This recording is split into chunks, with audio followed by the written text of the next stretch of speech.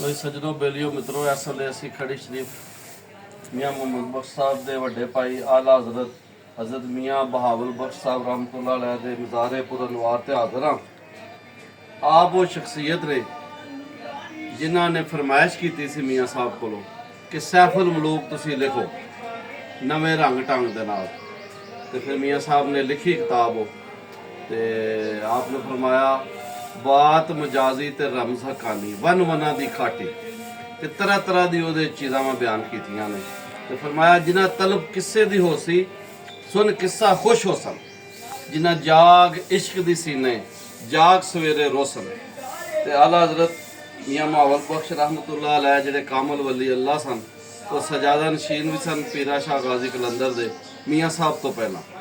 ਵਾਕਿਆ ਇੰਜੇ ਕਿ हजरत मियाँ शमसुद्दीन जिन्हों का मज़ार नाल है, उन्होंने अपनी वफात के करीब जो उन्होंने विसाल होना इस उन्होंने फरमाया मियाँ मुहम्मद बख्श साहब को कि आ तेनों मैं सजादा नशीन बना दियाँ दरबार का, क्योंकि वो समझते सन कि उन्हों का मुकाम बहुत बुलंद है इल्मी रूहानी। मगर मियाँ साहब ने फरमाया कि मैं अपने वड्डे भरा की मौजूदगी के अंदर कभी नहीं चाहवागा कि सजादा नशीन बना। इन्ना अदब सी।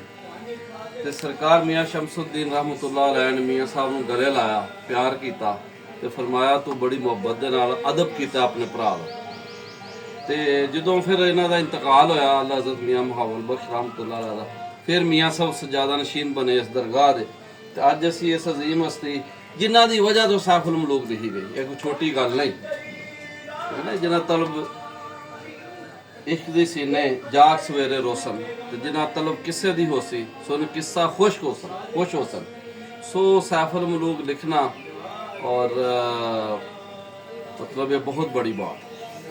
ये असी हज़रत मियाँ बहावल बख्श साहब को हदिया अकीदत नजराना अकीदत पेश करने ते वड्डियां दी दरगाह है। अल्लाह तआला ने सदके तमाम उम्मत मुसलमान उत्ते रहम फरमाए। आमीन।